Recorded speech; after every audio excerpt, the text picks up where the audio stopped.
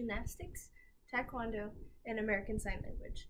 These three things might seem like they have absolutely nothing to do with each other, but I promise that at the end of the speech, you'll know exactly how they go together and how they relate to my life.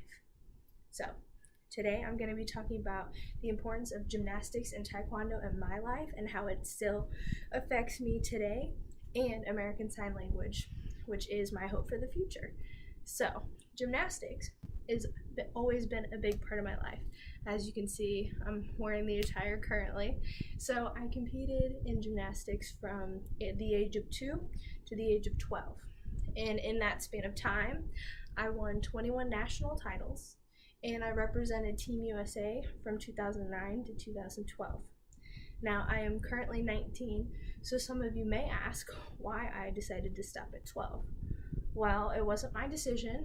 I had a very bad back injury at a competition in which I had 3 stress fractures and a break in my vertebrae. So competition for me was completely off the table at the ripe age of 12 years old.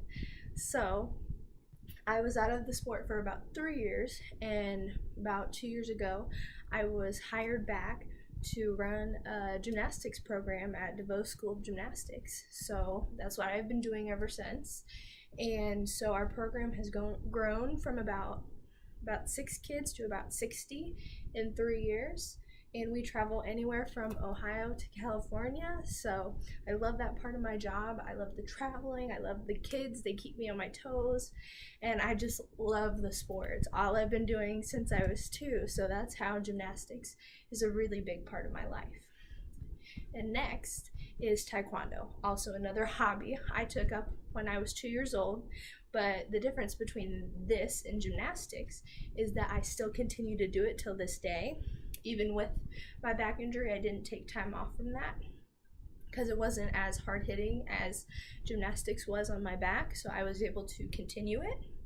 And I am currently a 4th degree black belt in taekwondo. So for those of you who don't really know anything about the sport, that's pretty good.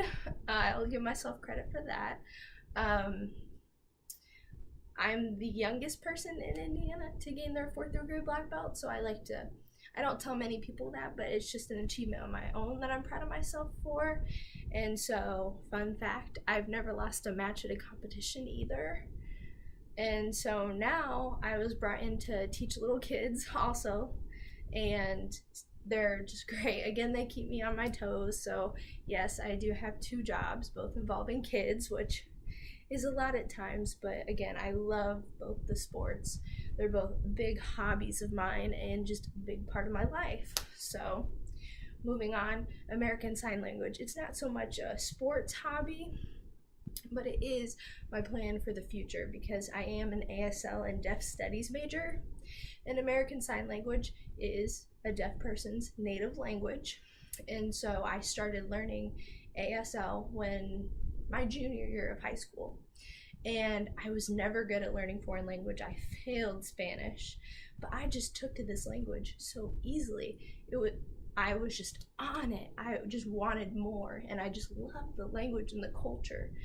And so I always told myself that I never wanted a job that was boring and that was the same thing. I didn't want a boring 9-to-5 job.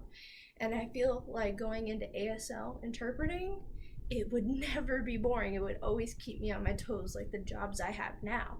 So that's what I really wanted. That's why I chose to go to the Indiana School for the Deaf and get my bachelor's degree in Deaf Studies and Interpreting. So that is my plan with American Sign Language. So hopefully I graduate in 2020, fingers crossed. But yeah, gymnastics, taekwondo, American Sign Language, they're all such big parts of my life and what make me unique amongst everybody else. So I hope that this speech encourages you to go out and try a new hobby because anything is possible. I know it's not very heard of that girls do taekwondo, but it's fun. You can pick up a new hobby, learn a foreign language. I just really encourage it. So thank you.